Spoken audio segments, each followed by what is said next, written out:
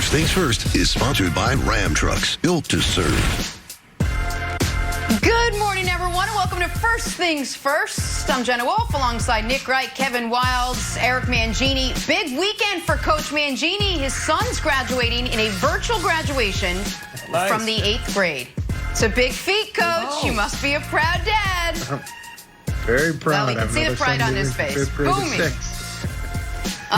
Oh, I love it. We got a fun Friday show to help him kick off his huge weekend, Coach. How Zion could affect the NBA's near future, why Jared Stidham might actually be the perfect fit in New England, and what would $40 million look like in your bank account?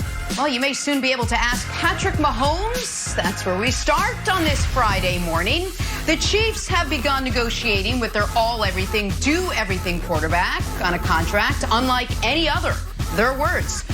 Working in Mahomes' favor, a regular season MVP, a Super Bowl win, and a Super Bowl MVP. Oh, and they're the favorites to do it again this season.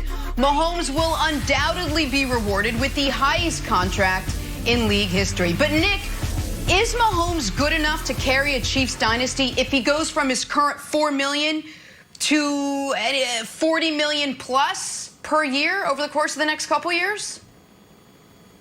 Of course. Listen, the problem in sports is never paying the best like they're the best. The problem in sports is paying the average or above average like they're close to the best, and that is in the NFL, in the NBA, any sport with a salary cap. You do a cross-sport comparison. The Lakers are about to offer Anthony Davis close to $250 million.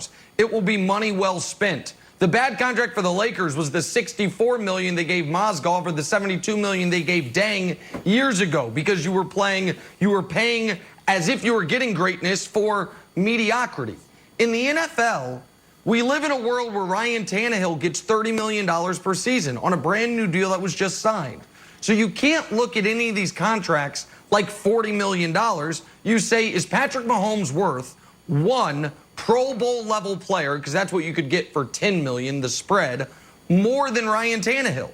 Is he worth one near Pro Bowl level player more than Kirk Cousins, who just signed a new deal for $33 million per year? And the answer to that is unequivocally, absolutely, obviously yes.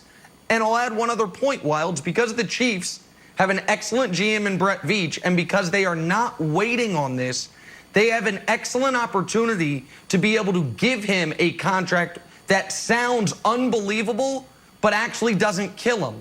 Say they gave him 5 years, $45 million per year. That'd be $225 million bucks. But he's already under contract for the next 2 years at $27 million total. So what that would end up being is 7 years, $252 million. That would be $36 million per year. That's a bargain. So you could sign him today to 5 years, $225 million, and it's a bargain because you already have the years going into the final 2 years of his deal, I should say. So no, there's no number where he's not going to be worth it, Wilds. Yeah, I agree, Nick, but for that 5 years, $225, if I was Patrick Mahomes' team, I would turn it down. I think Florio made a great point in his article when he talks about a deal unlike any other, that Mahomes should actually get a percentage of the cap. That's the only deal I think he should sign. There's so much money coming down the pipe, 2022, when all these TV deals happen, he has to sign a percentage of the deal. Here's KD Drummond, who's been great on this stuff. He writes a lot about Dak for the Cowboys, but he's also great in the cap. The last TV deal signed in December 2011 for $27 billion was done less than 6 months after the current CBA. It was a 60% increase from the previous agreement. Similar growth, he goes on to say, would put the next deal at around $43.2 billion. And that's without the 16 regular season games, 17-game season, and 2 additional postseason contests, at least. Add some international games that I think they're going to break out into a new package. More money's coming, more money, more money.